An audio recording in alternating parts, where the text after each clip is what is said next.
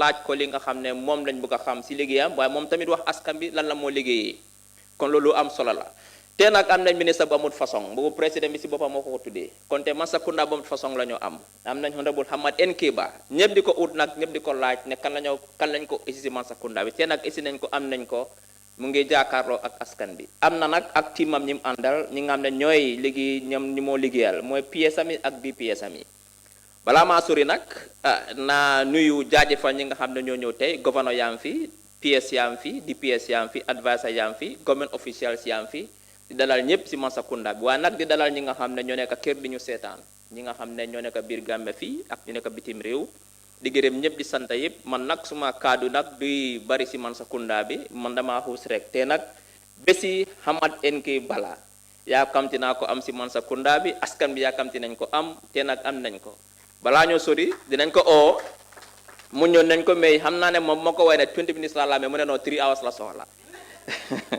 waaye mun ma ko jox 3 hours dinaa ko jox 20 minutes mu ñëw wax ñu ministre bi naka la moo doxee xam nañ ne am na yéene ak pas-pas pour tabax li nga xam ne mooy fukki junne kër pour ñi nga xam ne dañ néew doole surtout ñi liggéey si nguur gi loolu nag gis-gis bu yaatu la te tey na si waxtaan na si xuus si biir waxtaan googu noonu tamit bu yàggul ni am na ñu dem Màkka dem aji ñëwaat dem na yoon ñëpp kontaan nañ dina ñëw xuus si loolu tamit kon naa ko bàyyi mu ñëw waxtaan ak ñun 20 minutes su paree ñu play benn vidéo bu ndaw su ko defee moom tamit ñi mu àndal ku nekk wax ñu seen tur ak li ñoo liggéey si ministre bi su ko defee ñu ubbi waxtaan bi ku am laaj loo ko laaj rek nga laaj ko mu ansa ko jërëjëf.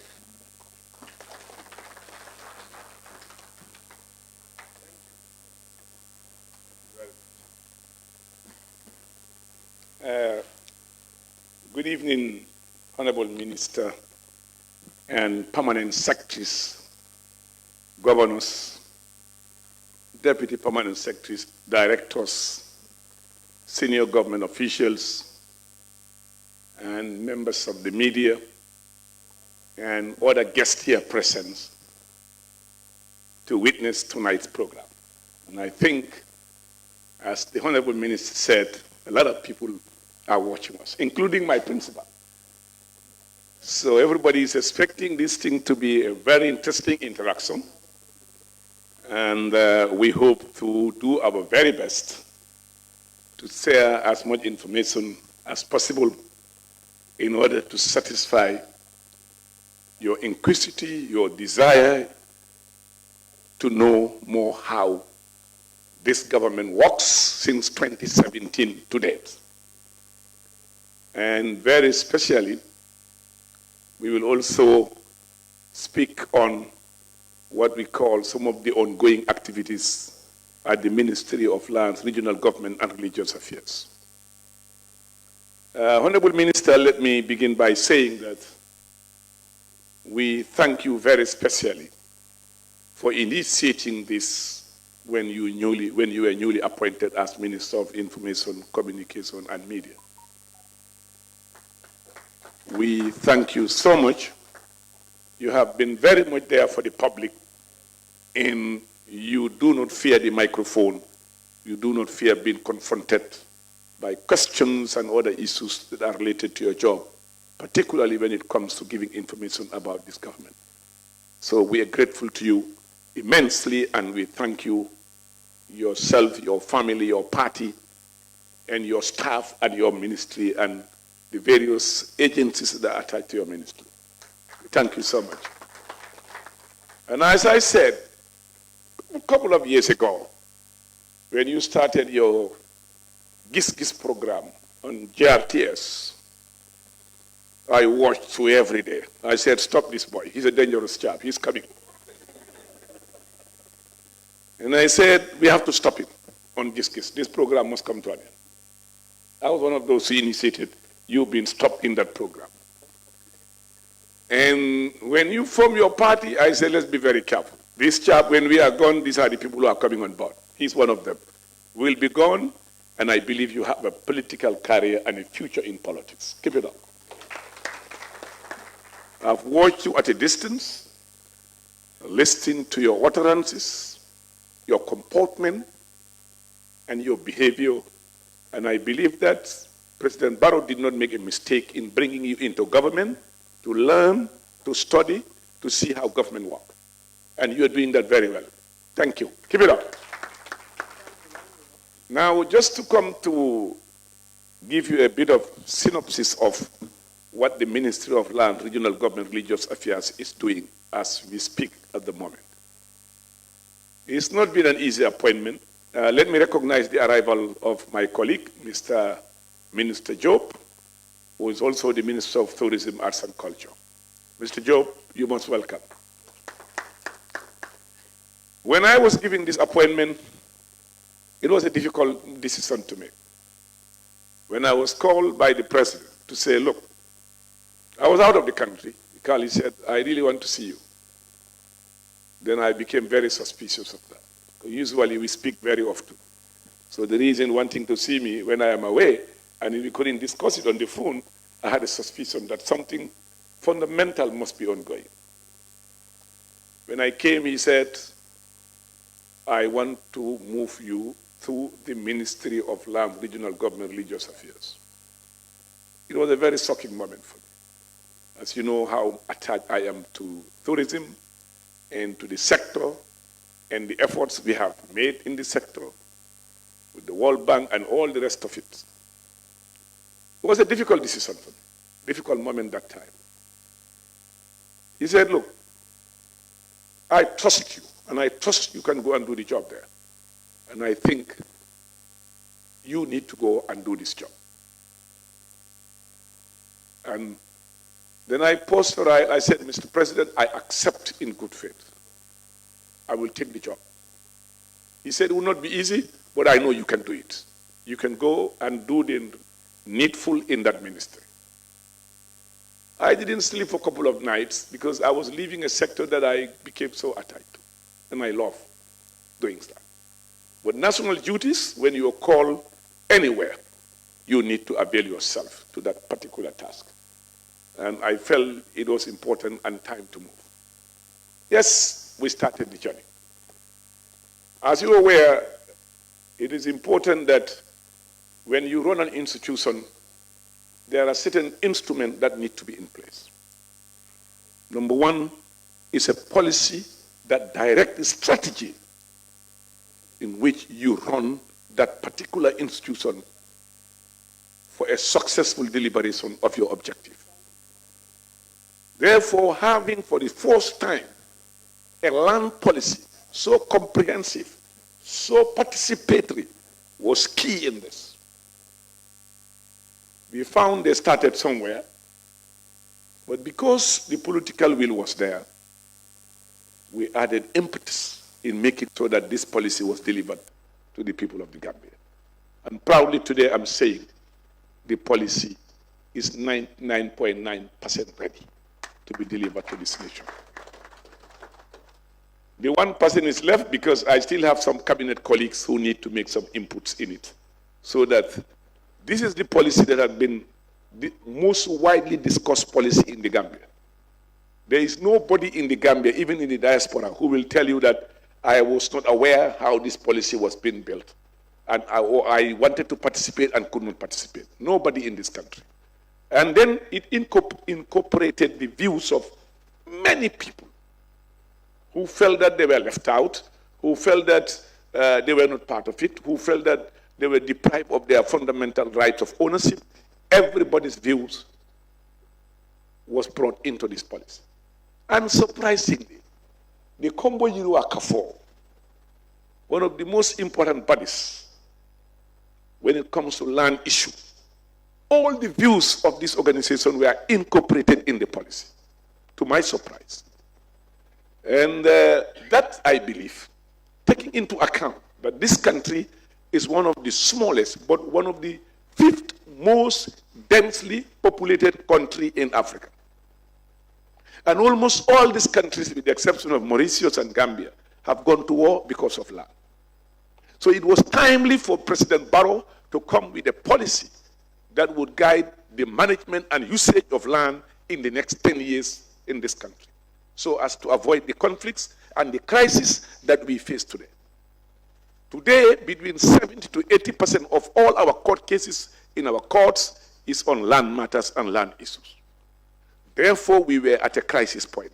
It was important to come up, use the men and women with knowledge and values to help support, build a policy that would once and for all address 95% of our problems in this sector.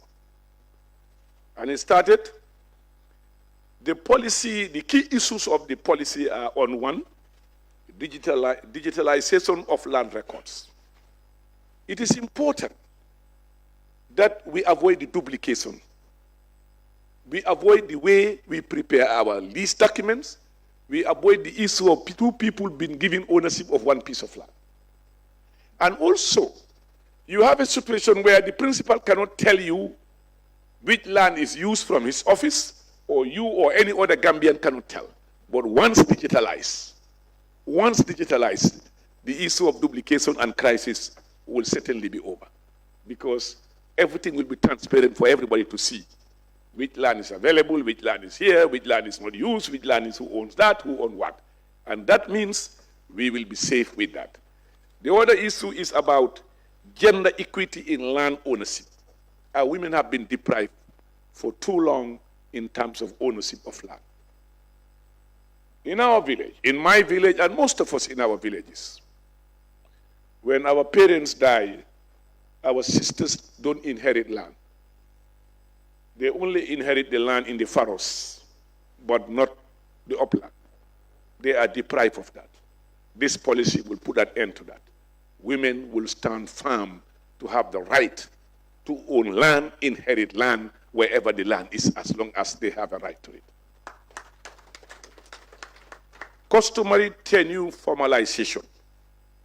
And the biggest problem today we have is the land tenure system, where the issue of formalizing ownership, title, has become a problem. Encouragement, all the dirty things that you are seeing happening is because families don't have title to land that they own. And they are subject to abuse by officials, by other unscrupulous individuals. But once now title ownership is made available to a family or to a community, nobody will tamper with that. The other one is about environmental safeguards. This is again important. We cannot just be destroying our environment without making sure that our land, our vegetation, our usage of this land take into a factor of environmental consequences of bad management of land.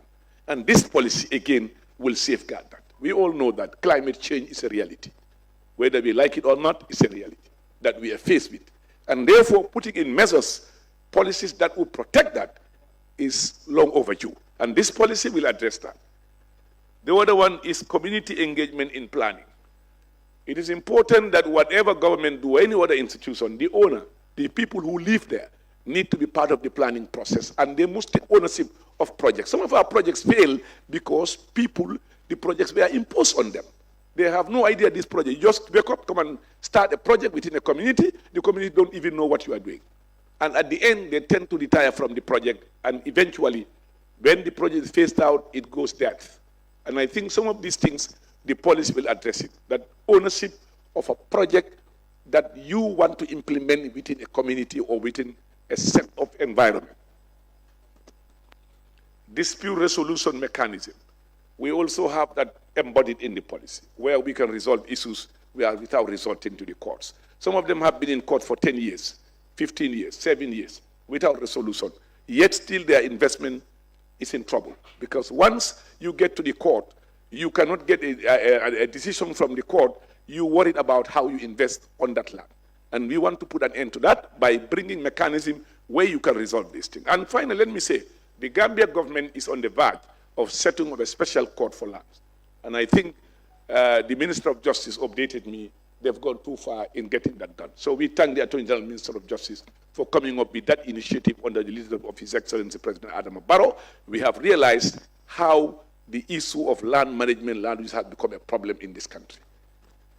The other one is about development of a land information system supported by the World Bank under the Waka project.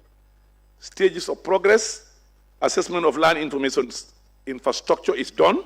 roadmap for the development of land information system is done. Development of TOR for the land information system is done. Next step is to advertise for the TOR for companies to apply for the development and implementation of the land information system. Legal reforms. We all know that some of the laws are conflicting. A lot of other issues need to be in line with the policy that you want to pursue as a government. And if there is a conflict within that law, unless you address that by amending the laws, you will have a challenge in time to implement these laws. And that's why we want to avoid being caught somewhere, to make sure that all the issues that have been recognized by consultants, by experts, we make sure that where the law needs to be amended, we amend the law. And that's why we are coming up with the review of the review and amendment of the Physical Planning and Development Control Act regulations, drafting the real estate bill, NGO bill, drafting of Hajj policy. The drafting of the real estate bill, we have started, but we need to move quicker and faster because it's becoming a serious threat. Where institutions have been robbed, we now believe over $500 million have been robbed from Gambians by these agents, some of these agents. And no doubt, GRTS is a victim. GRTS of one is a victim of this robbery of agents, some of these agents that I know I'm privy to. So I think it's high time we come with a control measure that would address these people. Yes, some of them are genuine, honest, doing a good job, but we have a lot of them who are doing a very bad thing for our country. And it's high time as a government we take up the responsibility to address that by creating the necessary legal legislation and creating the regulation to regulate this sector. It's been left too long unattended to, whilst some of them have been robbing Gambians. The evidence are there. The study is disturbing. The outcome of the study we received is a very disturbing, it makes a very disturbing reading. But that's why this ministry, under the guidance of His Excellency, will take the bull by the horn to make sure that a legislation in place, regulation in place to manage them. The other one is the NGO bill. We have too many NGOs that have been coming to this country with different agendas, with different programs, they have not been regulated. And I think we believe as a country, we owe it to our people to regulate who comes here, who does what, how it is done, when it is done, where it is done. And unless we have the legislation in place, proper legislation, we will not be able to. That bill is almost completed. I think we are now finally getting it. We sat on it just to review the bill a couple of weeks ago, and very soon the bill will be submitted to Cabinet for consideration for onwards presentation to the National Assembly for enactment. The bill is already done. And the other one is the drafting of the Hajj policy. When we came in, we found no Hajj policy. I saw things were happening from left, right, and center. There was a loose end. Everybody was just doing whatever you want to do with it. I came in, it was too late to change things because I did not want to do that. But I observed keenly, seeing what was happening. And I felt very disturbed. And I said, this time round, we will make sure we do the needful.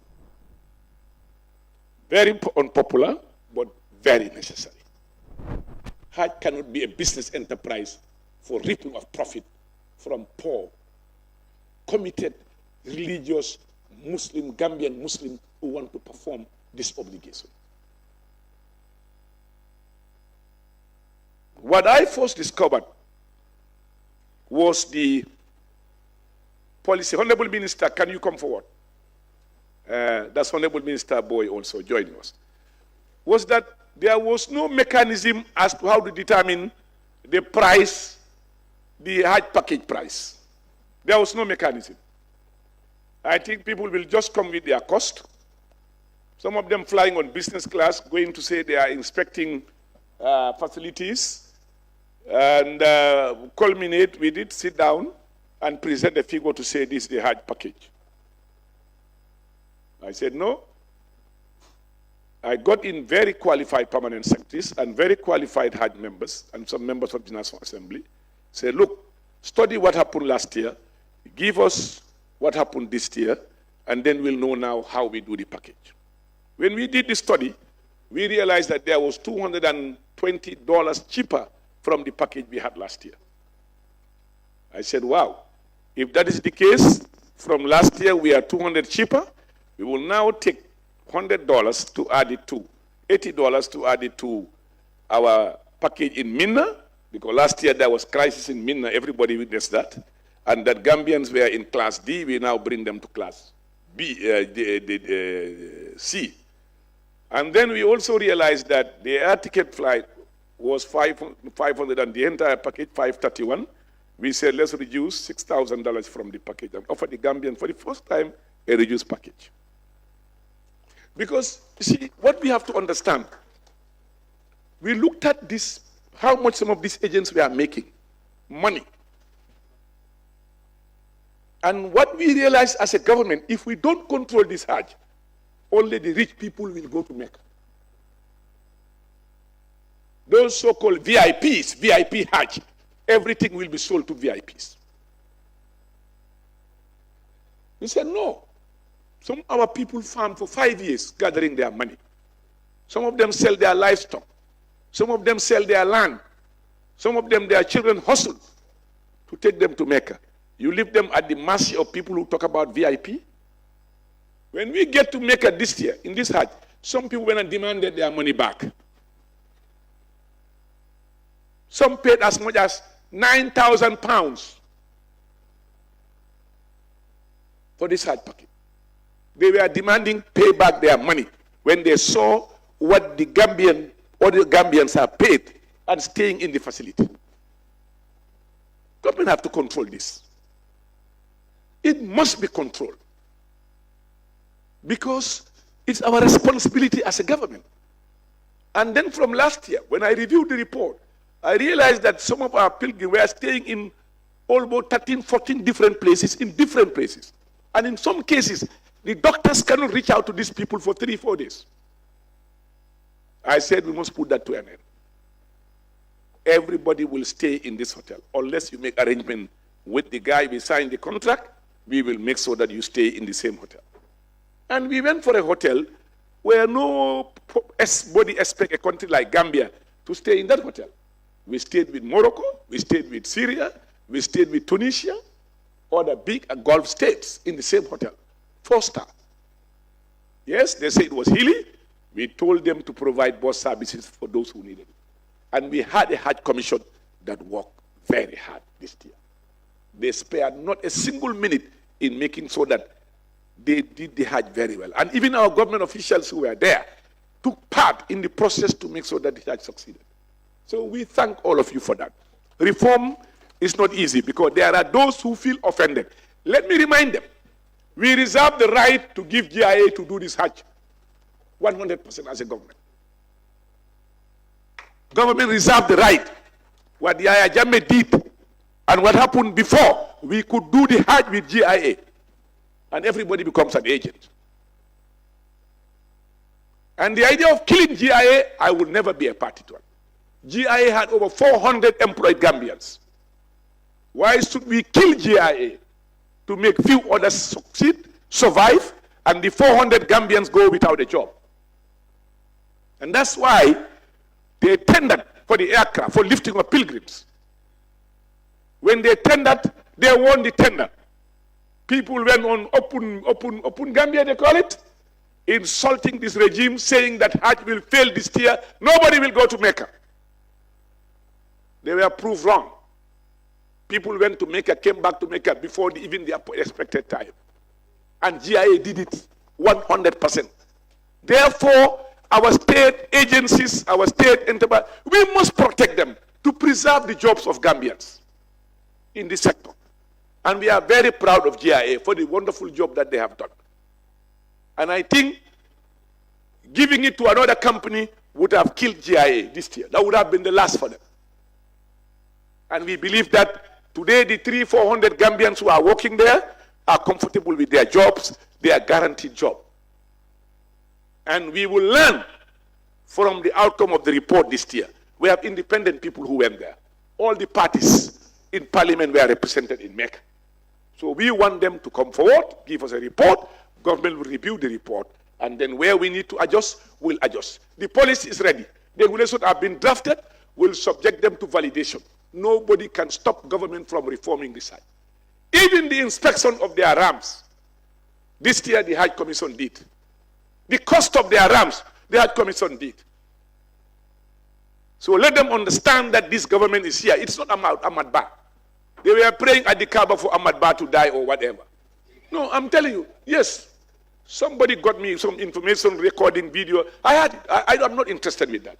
It's not about me. If I leave tomorrow, somebody else will come and do more than what I'm doing.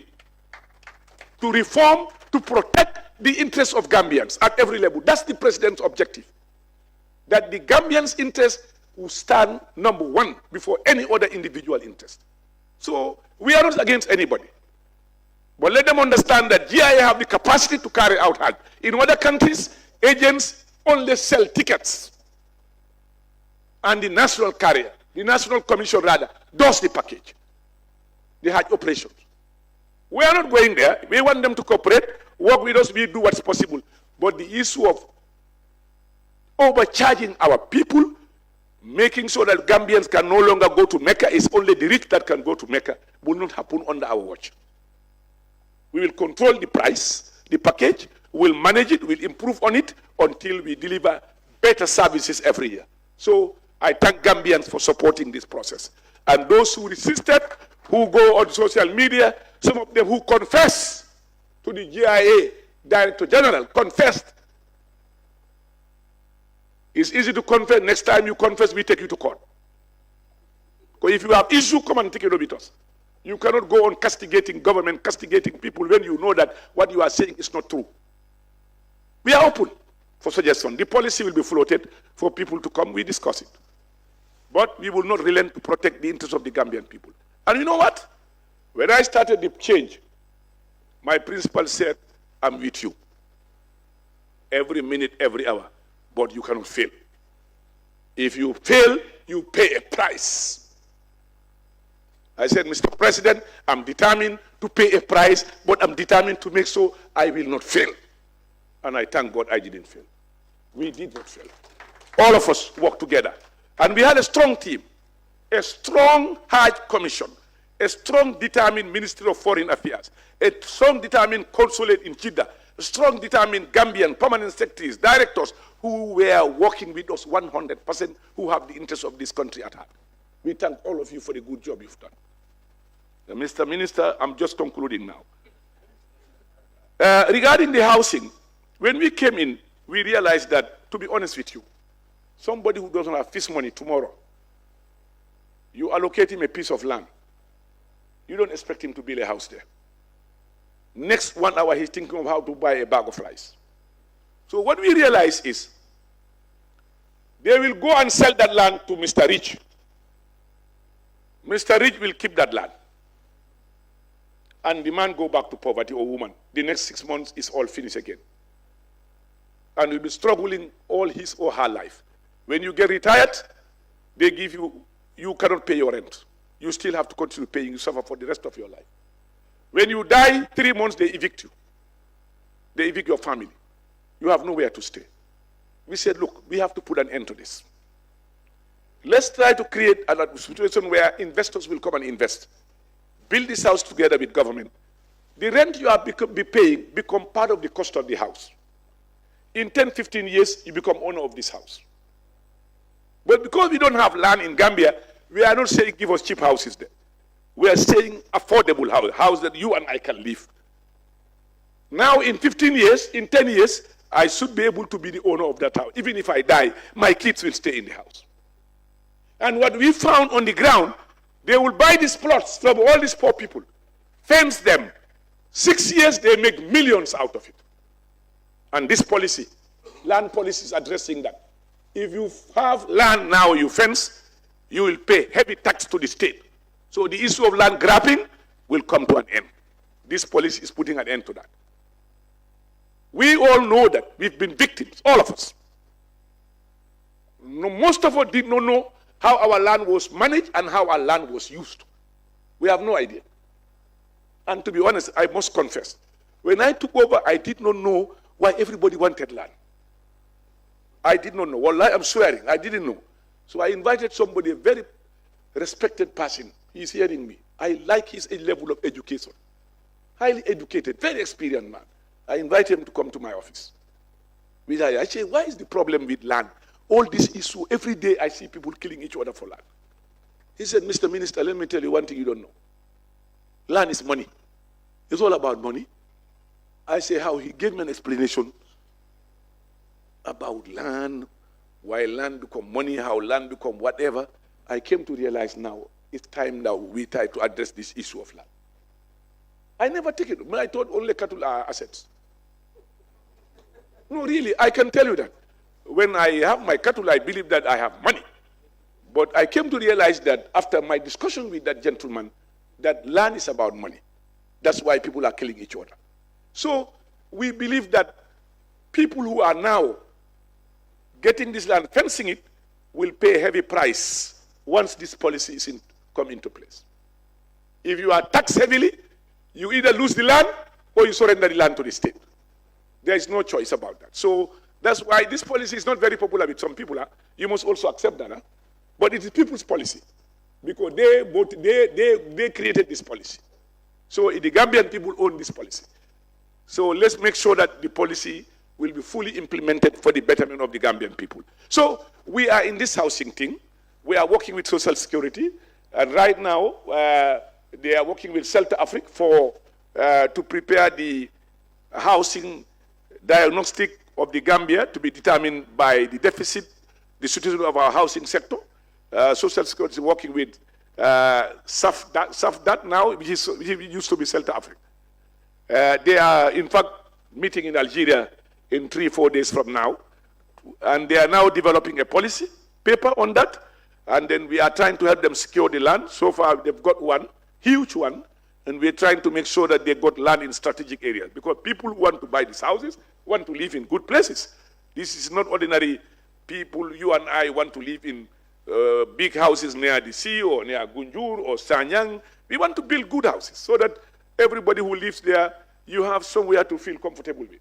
And that's what we are doing. We are not going for cheap, low-cost housing. No, we are going for affordable housing. And then we also will now want to work on what we call the SPV, the Special Vehicle Purpose Vehicle, that would now have the funds where investors will invest their money, and the process, how it will go with a mortgage bank, and all the rest of it. This is the next stage that we are trying to get done through the Central Bank, Ministry of Finance, Office of the President, and all other government agencies that are related to this. So I think I have to rush this one. Capacity building. This year, so far, the World Bank project is helping us in terms of capacity building. 10 of our employees have been given scholarship for master's degree. One of them, 9 rather, one of them is BSc, fully funded by the World Bank, because we want to also increase capacity within the various agencies and departments of the ministry for them to be able to absorb. So, and that's why I believe that we have to invest money in them, train them, give them the capacity, the knowledge. And World Bank have agreed to that. We also have a program where we have internship of some of the best university graduates in this field. We have a very attractive package for them, monthly package, I think almost $10,000 a month. And we'll be recruiting some of these best graduates also to be trained, to prepare them also for another degree. At least we would have, transformed the sector, the mindset of land management and usage in the Gambia by making sure that the young Gambians are educated, given the skills, necessary weapons or tools to be able to manage these things. So that one is ongoing. We've also working on short-term training to help them, make sure that we give them skills to start to grab up prior to the arrival of the graduates that have gone to do their masters and others to go. So it's a continuous program that we want to do. As much as we want to change, you also want to change people by giving them skills and knowledge to be able to do that. Because I believe in education. I believe in knowledge as the best weapon in making sure that you implement any policy that you want to implement. And as you know that the policy will direct your strategy, you need men and women with knowledge to be able to do that. And that's why we are doing it together. On the governance issue, I think we are working with UNICEF. Let me read that one before my sister would be angry. She's looking at me. Governance and decentralization.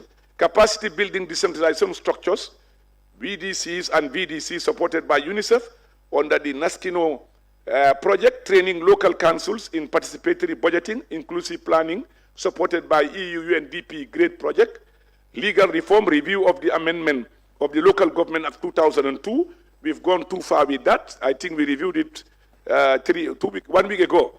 So very soon it will be presented also to Cabinet. Review and amendment of the Financial Audit Act of 2004, review amendment of decentralization policy of year 2000, completion of the community development policy to be sent to Cabinet for approval, and we now have the productive economic inclusion, providing sustainable livelihood for 10,000 poor people. For 10,000 poor people, we are now doing that, and household focusing on youth, women, and PWDs in 20 poorest districts under the RISE project. Job, skills, and finance for women and youths, funded by EU through NCDF. So our community development directorate is doing a fantastic job at supporting youths and women at every level.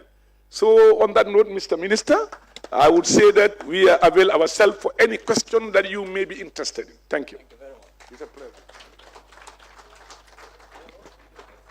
Thank you very much, Honorable Minister Hamad M. Keba.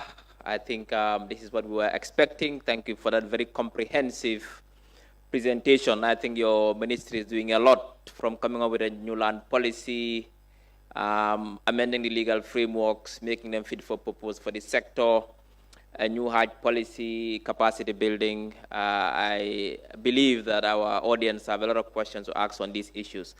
Now we'll go to your team, your PSs and DPSs, and plead with them to, I'll give them 3-4 minutes to tell us their names, their designation, and also exactly what they do. If they can do that in the local language of their choice, I would appreciate it. I know Mr. Tal can speak good Wolof, so I don't think I'll have a problem with him on that. The PS also, and also other PS2 also speaks good Mandinka, so I wouldn't have an issue with you on that. So please, your name, designation, what you do in the local language, please. Then we can go to question and answer. No, but before that, I think we have a short video, isn't it? 10 minutes video. So let's get the introductions first, and we go to the video. Thank you.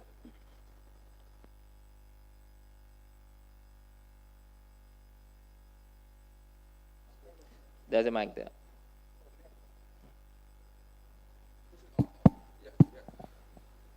Good evening, everybody. My name is Momodou Tal. I'm the Deputy Permanent Secretary in charge of Finance and Administration. And one of my core mandates is to help drive the administrative functions of the ministry and also participate in some of the technical work in terms of housing. I'm also the focal person when it comes to the issue of housing and affordable housing, and also the focal person for shelter and UN Habitat. So I try to help work with the ministry to lead the process in achieving the objectives of the affordable housing. Thank you. Yes. Alaikum. My name is Ndeye Marinjai. I'm the Permanent Secretary at the Ministry of Lands, Regional Government and Religious Affairs, in charge of lands, community development, administration, and finance. We have many departments, various sectors at the ministry, but it is divided into 2 sectors. Like PSGI is handling this sector, and we have another permanent secretary, my colleague here, but he will introduce himself and mention his areas. So basically, my main function is lands, the most critical part of the ministry, apart from religious affairs, and general administration and finance. Thank you. Let me just comment on something here, Mr. Minister, if you allow me. When I became Minister of Lands, I'm not used to having two permanent secretaries. I used to have only one permanent secretary. And I realized that I saw a lot of infight, conflict between permanent secretaries. I said, look, I'll find a solution. There are 9 different portfolios, 9 or 10. And I divided them. Each of them knows this is your portfolio, this is your portfolio. So each director knows where to report, everybody knows where to report. But we do everything together. But then there is thing that you are in charge. When it comes, you are responsible. So there is no conflict. They're living good, working. You. Everybody knows. Thank you. Thank you. There's a mic there, I think.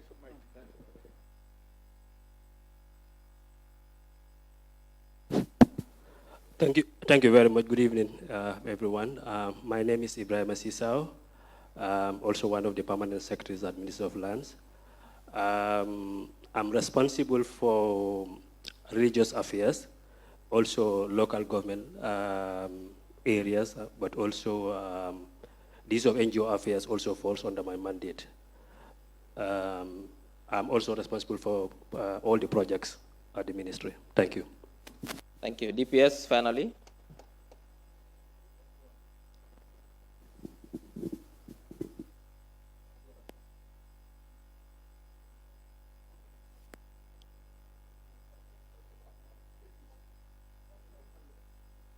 Assalamu alaikum. My name is Mahmoud Manjang, Deputy Permanent Secretary, Technical.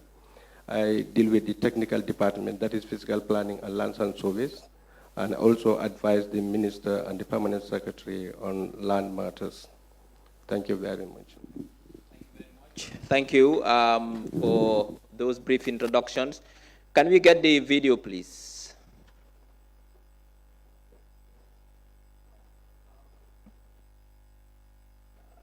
Is the sound on?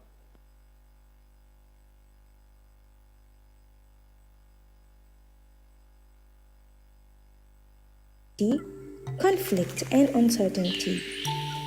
In response, under the leadership of the Honorable Minister of Lands, Regional Government and Religious Affairs, Honorable Hamad Nkeba, the Ministry embarked on a historic journey to develop the Gambia's first ever national land policy. When the new constitution of 1997 constitution came in, the process of land management suffered immensely. Land allocation suffered immensely. Prior to that constitution, the previous one, that was what we call the Land Allocation Board. And the Land Allocation Board, even the minister cannot interfere with. The board was so strong that the minister cannot interfere with that board decision how they do that. And that's why you see all these layouts, climate thing, all the rest of it. You don't have the crisis you have in Sakaji, you don't have the crisis you have in Bush. Because the board was strong and can defy a minister or whoever it is.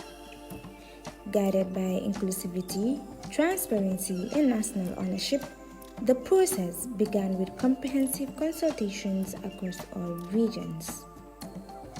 From policymakers to community members, including women, youth, traditional leaders, and persons with disabilities, ensuring that every voice was heard.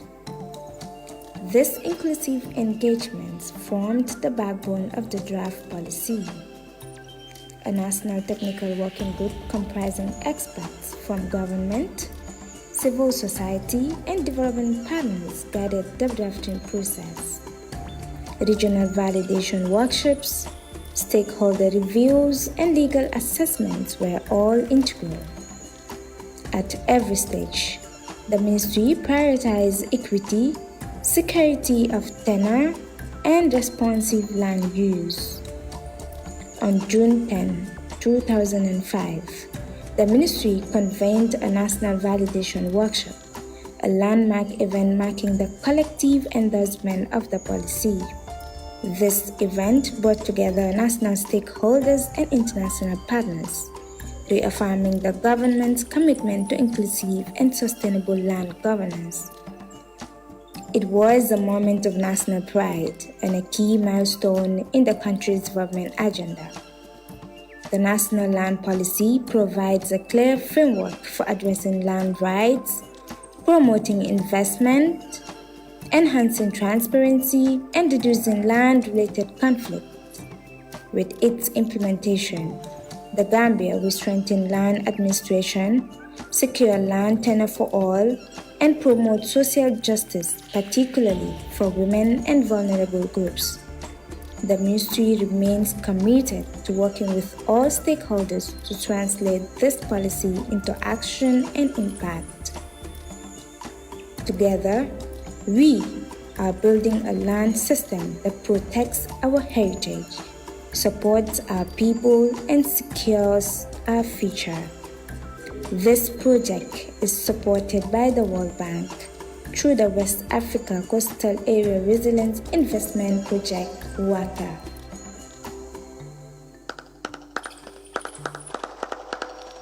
Thank you very much. Now it's time for Q&A.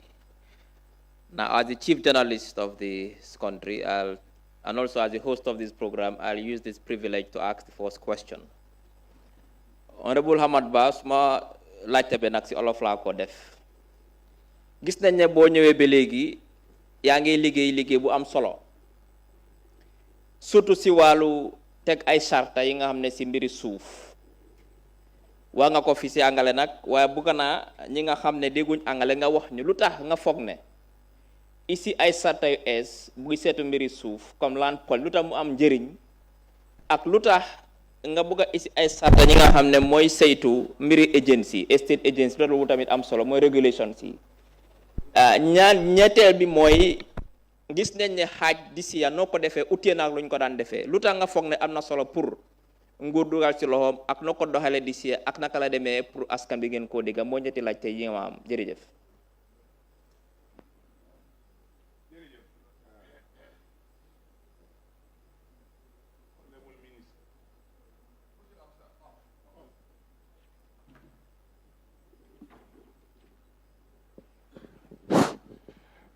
jërëjëf honorable ministre sa laajte yooyu am na solo waaye balaa ñoo continuer dama bëgg a recognize benn gentleman koo xam ne liggéey na liggéey bu rëy ci réew mi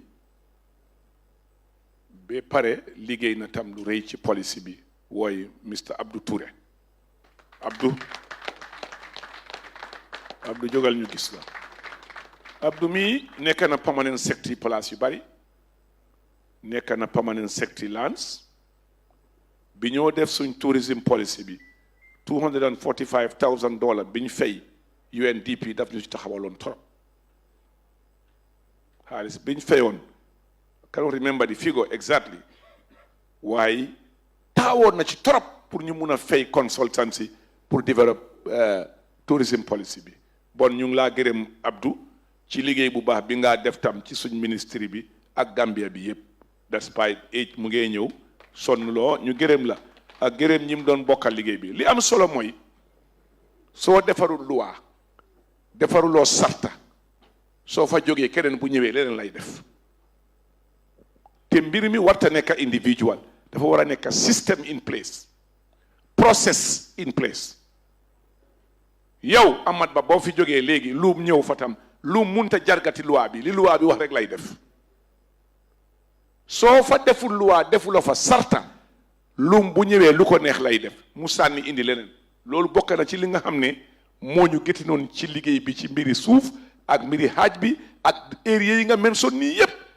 abu ñoon anything lu laa war a gaay lu laa wax ne nii ngay defalee lii nga war a def waruloo def lii moo tax nag comme que place bi saxoo fa da nga faa génn keneen ñëw da nga fa war a def loo xam ne dafa war a sax ku ñëw da nga toppa loi boobu soo ko bëggee jàpp ñu la déet du nii de loi waxew ko ni def ko ni loolu mooy safeguard interest nit ñi pour gis ne loolu dafa am solo ci réew pour liggéeyukaay bu nekk dafa war a am sarta war a am guideline maa ngi fee wax léegi ci affaire yi land allocation board prior to the 1997 constitution dañ amoon land allocation board boo xam ne ministre bi mënut a interfere bu ñu allocate land ministre mënut a interfere board bi mooy decide ni kii ak kii moo yelloo moo war a am moo war a am moo war a am moo war a am ba constitution bi indee ñu ne indi di land commission and that defeated that purpose moo tax nga gis all the layout yi ñu def yépp is in crisis from Salaji to Burusubi everywhere we are in crisis and it's difficult to correct because system bi niñ ko léewoon ak ni mu demee dafa utee nam daan mel moo tax nag policy bi dina adresse ñun bi ñëwee dañu oote ñëpp minister du allocate land léegi the entire management team nga ñëw jox ñu sa reason ñu either d'accord agree disagree nga am mbaa nga ñàkk am moom lañ ko doxalee ba balaa ñooy indi the amendments of the State Land Act ba para ñu indi policy bi in place nga xam ne am nañ proper regulation boo xam ne mooy saytu lépp lu jëm ci mbiri management bi loolu moo tax ñu def loolu jërëjëf.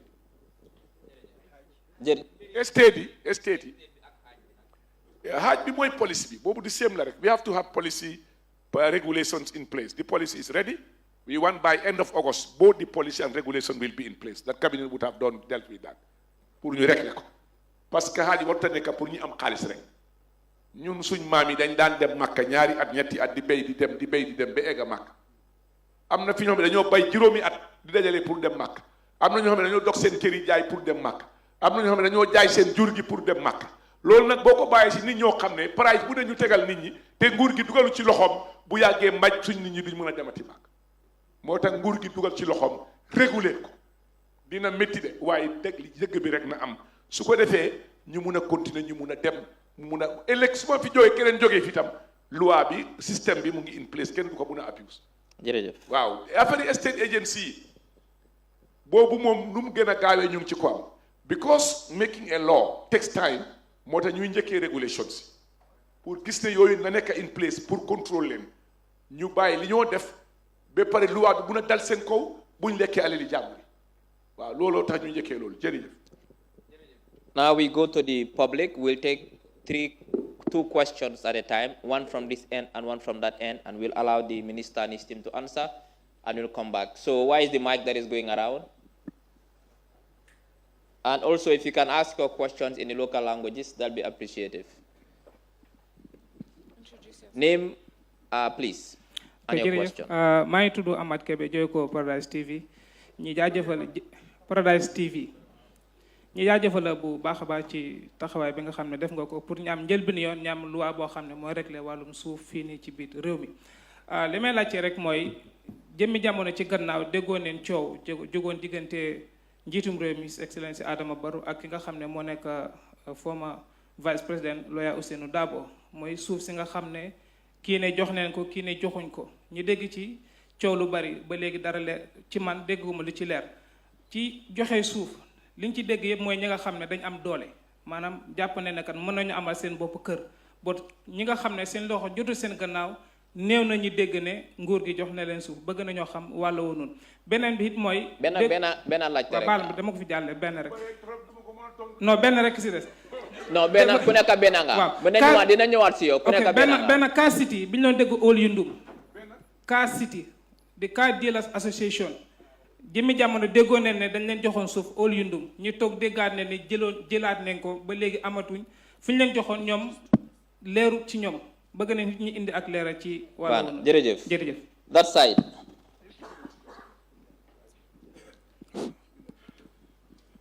Okay. Assalamu alaikum. My name is Musa Tomba, a second year political science student at the University of the Gambia.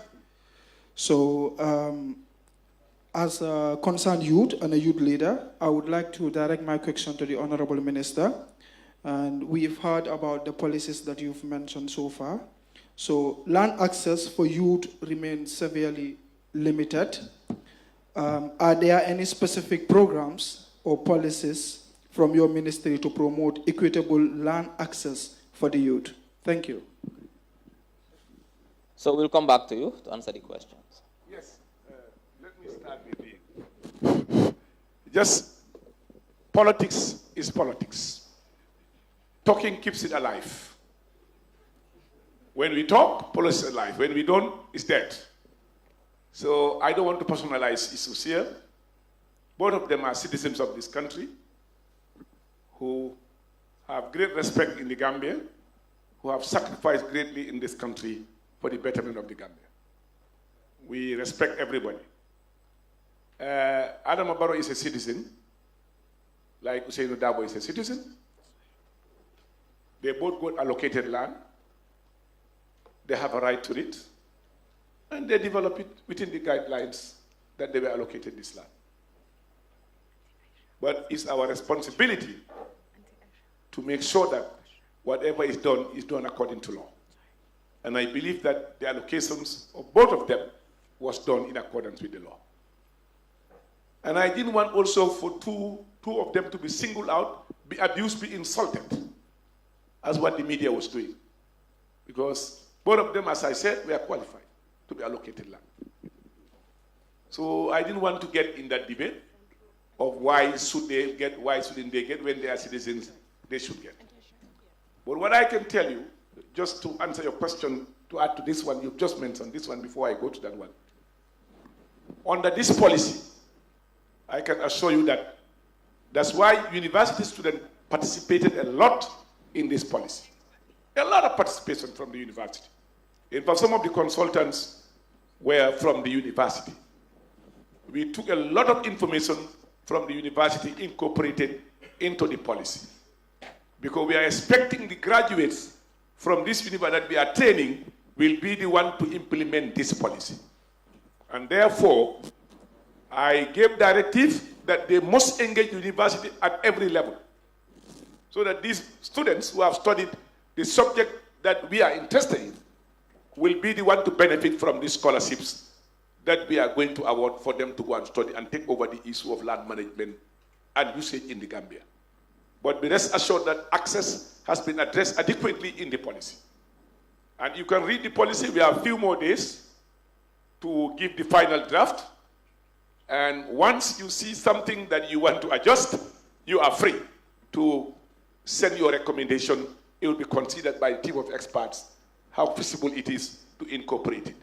But I can tell you that 99% of all the concerns of Gambians is in that policy.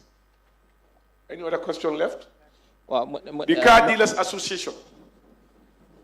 They are businessmen like you and I. When I do business, I rent a shop. When I do business, I rent a store. Yes, we should have organized them 20, 30 years ago. Give them a big vast of land where they sell spare parts, they do mechanical work, they do all the things and sales. Unfortunately, it was not part of our planning. One of the few cities in the world where you find every meter a car garage, every meter a car dealer, every meter, everything is jumbled up. One of the few cities in the world.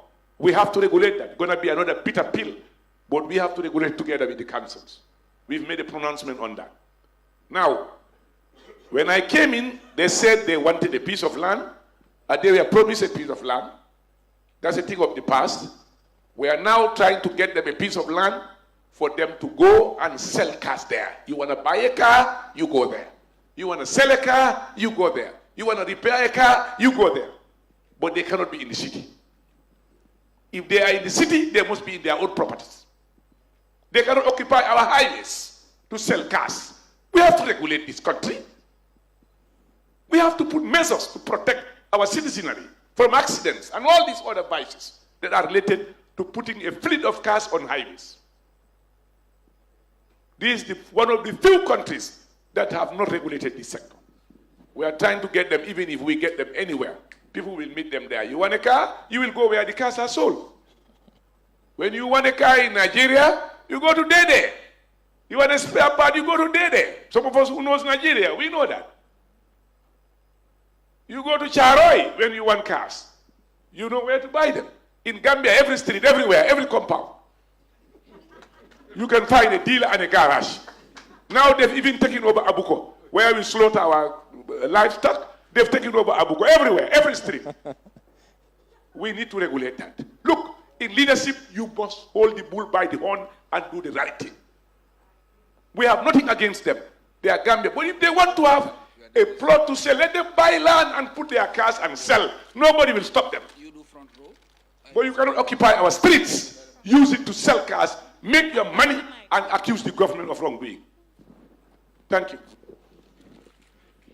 Thank you very much. Before we move further, I'd like to acknowledge the presence of two honorable ministers. Honorable Minister Abdou, Minister of Tourism, Arts and Culture, welcome. Thank you for your support, as usual. Honorable Minister of Public Service, Honorable Boy is also here, and also thank you for coming, and thank you for your support, as usual. We'll go take another round of questions, one from this end and one from that end. We'll start with the gentleman here in front.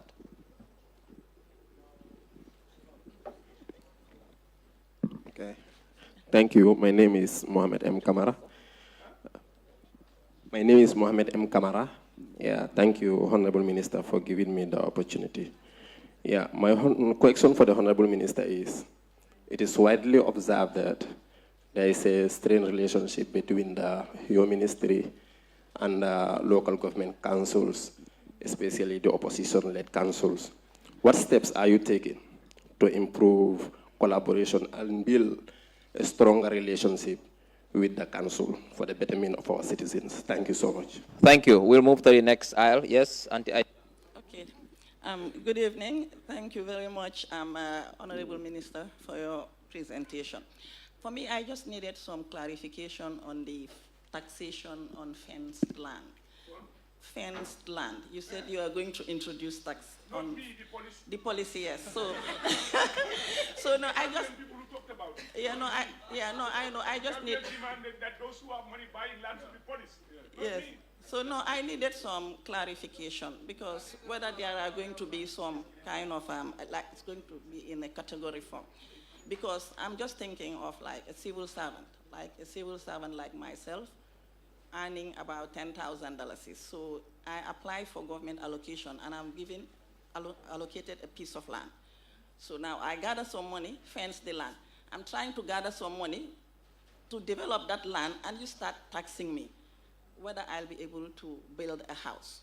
So I just wanted clarification whether it will be in categories, whether it's big land or it's just like 20 by 20. You'll start taxing me if I fence a 20 by 20. Yes. Thank you. Mr. Minister, I want this consultant to the bit of light on this, because they will be the expert, tax expert. That's not my domain. Let him enlighten her and the public what we are going to do with that. Yes, can you please pass him the mic, please? Pass Mr. Ture the mic. The surname is the problem. You're hungry, she said. Okay. Thank you very much, madam, for that value. Your question is relevant because it's a new introduction, and when you introduce something new, you need to educate the public about it. And that's why one of the things that we'll be engaged in the coming months to really properly sensitize people about some of the policy measures that have been introduced in the new land policy. One of the key things is the taxation of empty land. We all know that land is a gift from God, and land is meant to be a productive asset. Land lying, not being used, doesn't benefit anybody. And one of the key objectives of the policy is how do we use land efficiently and effectively for socio-economic development of the country, to address unemployment and poverty in the country. So really, we cannot have any piece of land here which will be lying idle, not being utilized. As the Honorable Minister rightly said, the well-off people bought almost one third of the country, and they fence it, and they are not using anything. They are not doing anything there. But they are doing what is to land grabbing, in anticipation for better prices in few years to come. We want to discourage that, so that at least if you put a tax on it, it will be a disincentive for them. Government doesn't want to force them and take it over from them. But what government can do that indirectly through taxation. If you introduce a tax, you pay tax, that will be a disincentive for people to own empty land. So they will just either sell, or they transform it and use it for housing, or they do agriculture if it is meant for agriculture, which will benefit somebody. So that's the whole idea around it. But Honorable, right. yes. It's going to be categorized. In the urban area, 20 by 20 means something because it's meant for residential. You either have to put there, yes, considerations will be made. When we talk about productive use, if you are developing it, something is happening. But we cannot see the land lying there for years, nothing is happening there. If you go to the rural areas, 20 by 20 will not be taxed. But really, if you have huge land for agricultural purposes, you live in Banjul, and you still owe share because your grandfathers owned the place. So nobody will farm there, that's going to stop. Mr. Ture, just quick question. Yeah. I think what she's trying to say, how does the policy differentiate between someone who's hoarding and someone who lacks the wherewithal to develop? I'm a civil servant. My salary is 10,000. I've been allocated a land. I struggle to fence it. I'm struggling to build it. How do you know between me and someone who's hoarding? So the tax doesn't bring inequity, because that's going to be inequality. No, but the issue of, if it is a state allocated land, definitely you've gone through the due process. Maybe not being able to develop it, if the land is not developed because you don't have the purchasing power, as the Honorable Minister said. So the policy considers that. Definitely there is consideration for that. What we don't want is people who are speculating land, which we know that people who own land.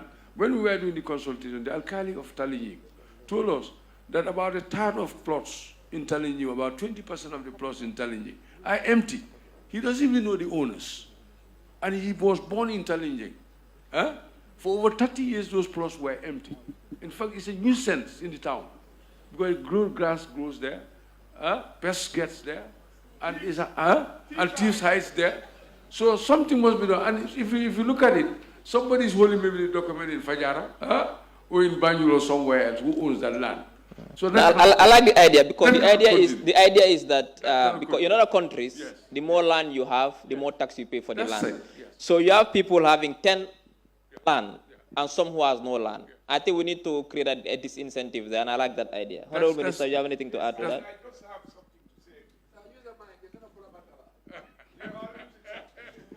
I just want to tell the director that it is the civil servants, the tax expert, who will be doing this job. It is not us, the politician. We only put the regulation, the guidelines. And the civil servants understand who is a civil servant, what you can pay, what you don't pay. And they know those who are hoarding to make money out of it. So they can make that judgment at their level. And I think the policy have indicated that.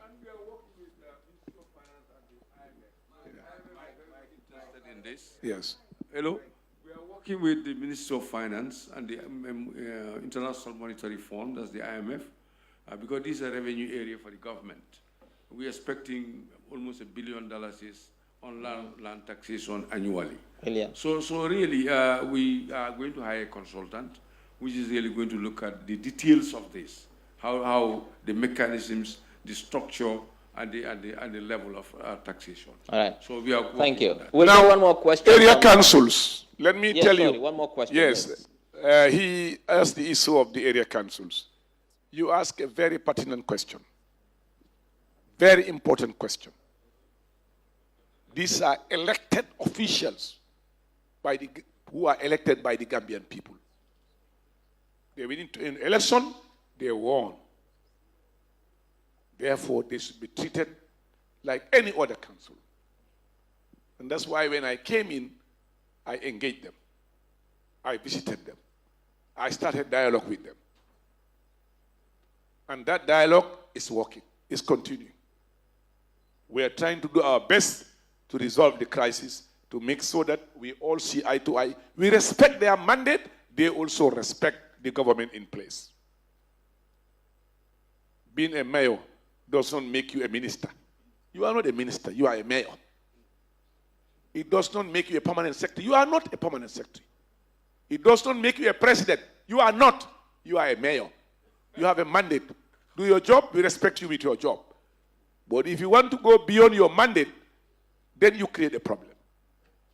If you want to be president, wait until the time comes, you go and campaign to be president. That's your right. And I think our engagement with them is moving on. We hope that we can resolve the differences. Since they are elected, they have a mandate, they have a power.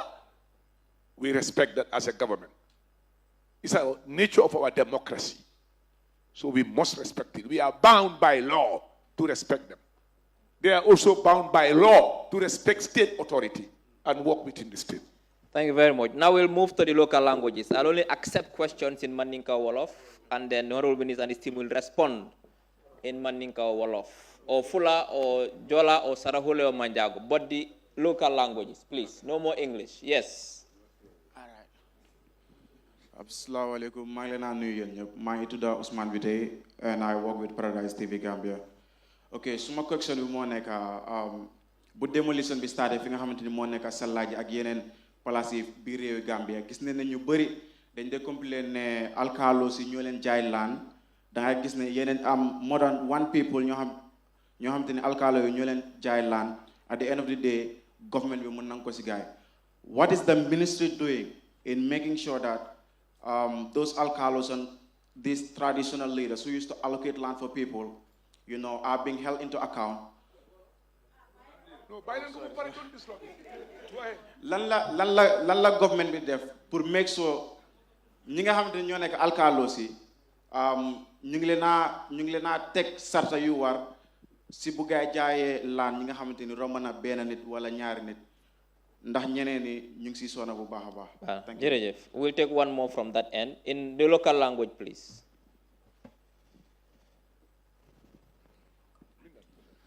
Assalamu alaikum.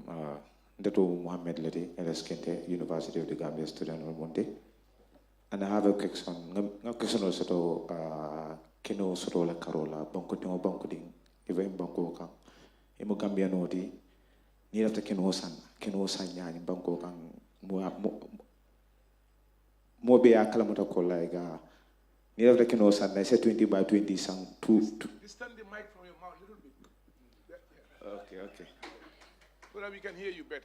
Go ahead. Mbeken sanku wala diamo le poteke no soto like ite mu banko dingo do mu banko dingo dal be mu Gambia noti ale nyo saba Gambia nya wulu nyala wala wulu silolo matina ko Gambian do nyanta keno sanna 20 by 20 sanna 20 million or 16 million dollars isla wata do nyanta keno sanna e ka fanyadi ayta ma fan dola wala sate do 20 by 20 kilo a sort of 400 million.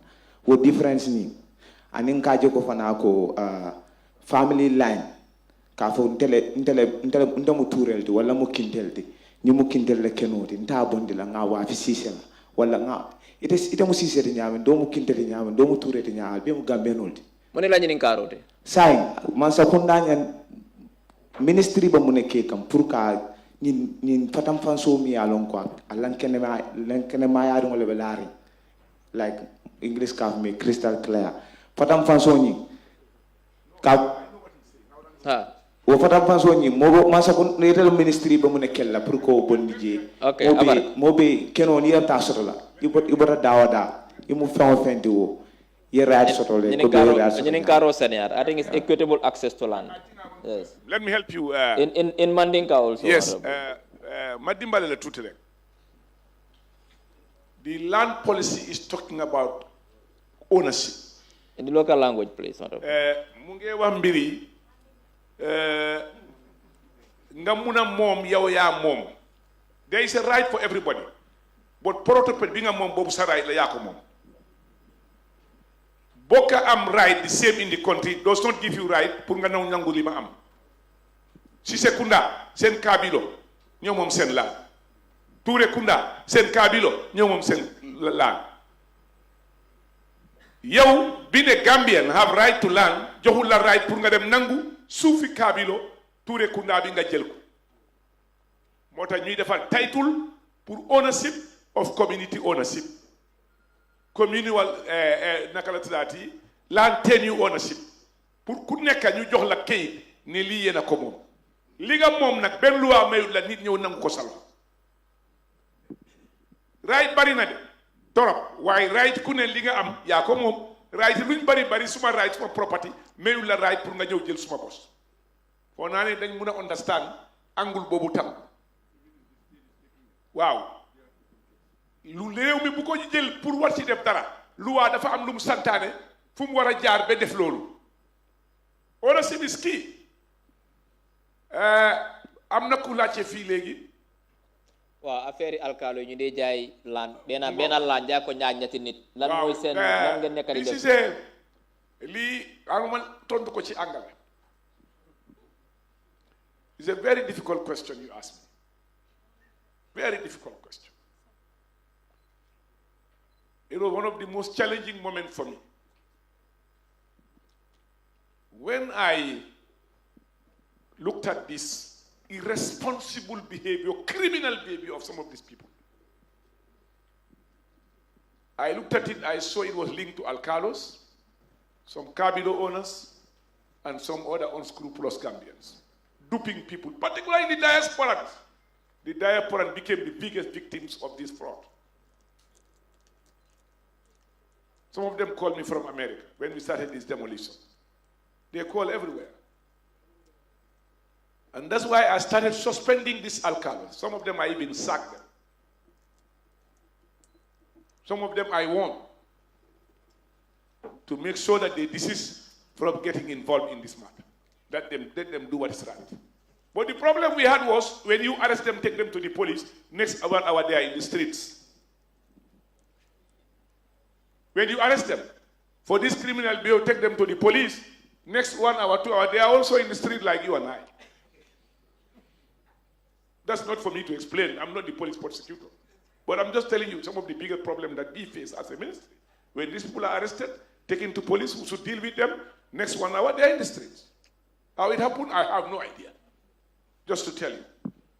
But when I went on pursuing this, I found too many things there. Buying land is not buying a car.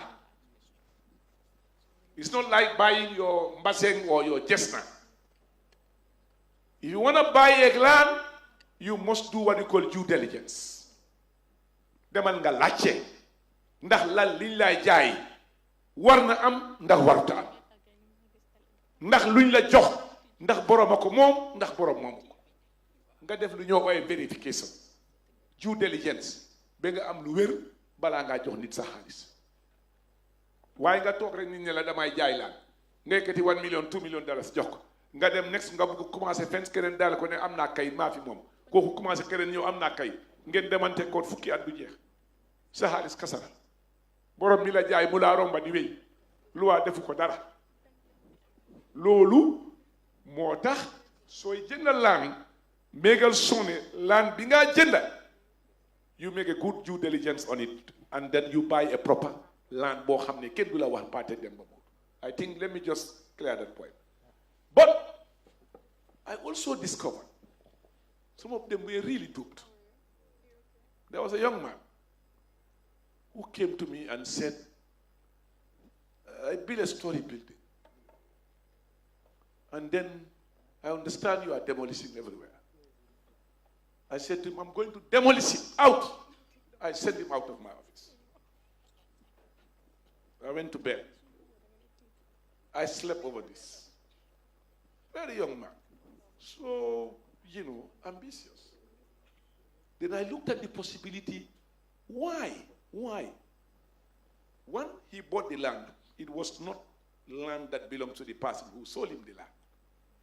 But as a government, our state institution also would have done more to stop him developing that land to that level. Yes, the powers are vested upon fiscal planning, not to give you building permit. They will not get building permit. You go and give them notice to say we're going to demolish your place because you cannot put a building here. Then there was a failure on that side too. The boy is wrong. He cannot be right. But then we could have also avoided him being in that position. But the physical planning officers also have a limitation. There should be the political will to implement, to get that law implemented. They are mere civil servants. So at the highest level, we should have the boldness to say, don't allow them to build there. If they put a block fence, go and damage it. There would never have been a story building. The guy would never have built and spent that much money. Next day, few days later, the boy came back to me. I looked at this boy, I said, look, let's try to find the solution of this matter. And he was not the only one. There are many of them. Then I called my team. I said, look inwards. What can we do to avoid a situation like this next time? So that once somebody is somewhere illegal, they have a lot of constraints. They don't even have vehicle to move. Not even vehicle to go and inspect the land and to serve notices. They don't have it. They were virtually incapacitated.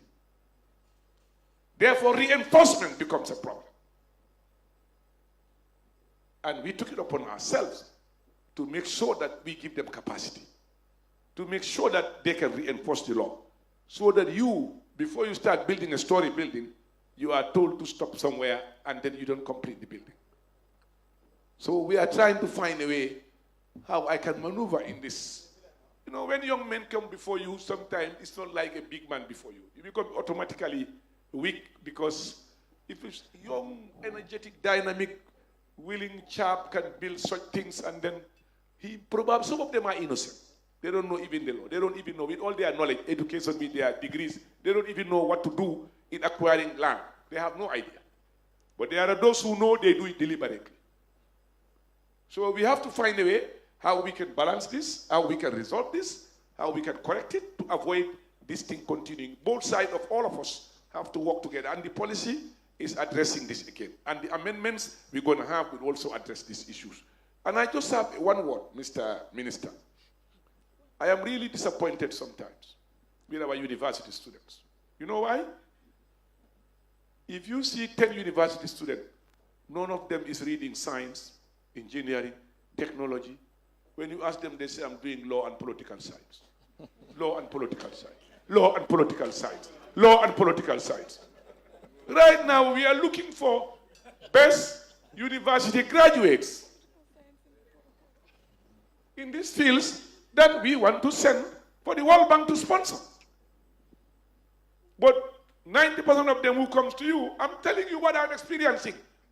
When they come there, when I ask them, what is your field? Where the guy? They are political science. I did law. Look, we need to think different now. Nobody can do this job without getting the skills. Since we have the money ready to sponsor, we want people to study the areas that we feel will be of benefit to this country. If you have 10,000 lawyers, expect 20,000 problems. Yes, because they'll be competing the same resources. And I think we need to look at that seriously. Thank you. Thank you very much. We'll take two more questions, one from this end. Nice. We'll take one lady, the young lady here over on this side with, then after that we'll take Pa Babu. We'll come to you, young lady, next time, please. Yes, thank you. Go on. Nobody asking from the diaspora? That's the diaspora over there. That's the diaspora over there. Yes. Yes, good evening. In local language, if you can. Okay, Dr. Aminata Stilaldi, finally a journalism student. Not really. Yes, the question was directed to the minister. You are afojan loko nimulye cordal sang mul block from this low, like poor people. Yes, and yeah, some coding. I don't want to use the word poor. Let's use the word they are deprived. Okay, the deprived people. So you tie ya bill your fensul kala, and then in the future maybe ya plan lekake real estate sulti or to have millions out of it in the next maybe 5-10 years. So alko albe tax bala lala wakam.